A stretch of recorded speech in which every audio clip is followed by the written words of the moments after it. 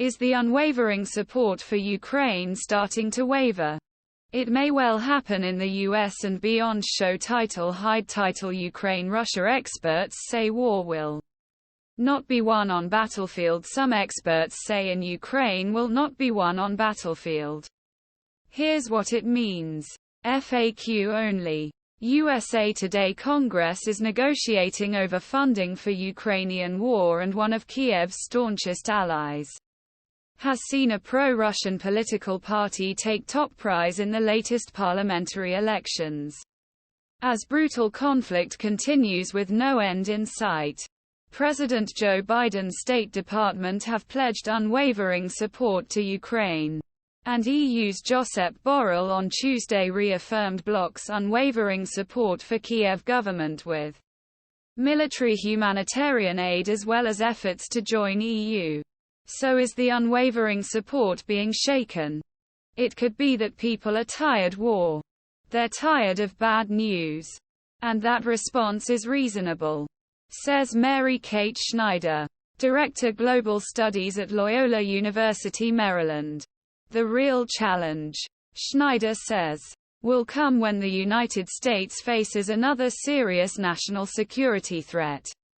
Russia is betting that Western support for Ukraine will wane, but said allowing Russia to win the war would embolden other actors who reject a rules-based international order for one where might makes right. Stephen Myers, a former Air Force member who served under two secretaries of state on the State Department's Advisory Committee on International Economic Policy, says the war was never winnable and Russia's strategy is working. He said Ukraine had been reduced to sarcasm with no strategic significance. As Russia continues to advance in the east, the United States will ultimately provide modest support, such as training Ukrainian F-16 pilots for a defensive role as if they were protecting Western Ukraine. Myers said, how much treasure and political will can the world expend on a cause that was irrational from the beginning? Myers said, Congress action is a signal to the world that our work is largely done.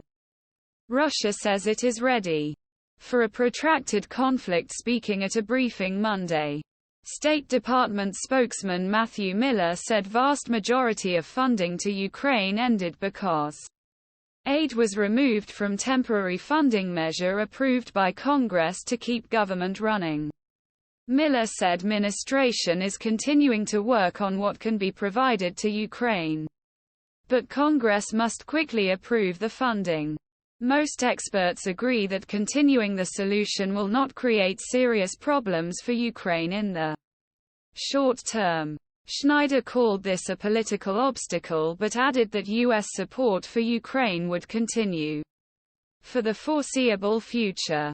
He said the amount of money involved was modest compared to other U.S. spending and that Ukraine remained critical to U.S. national interests. Ukraine is an easy political football for American politicians to play with because we have very little direct involvement, he said. There are no U.S. troops to support and Ru.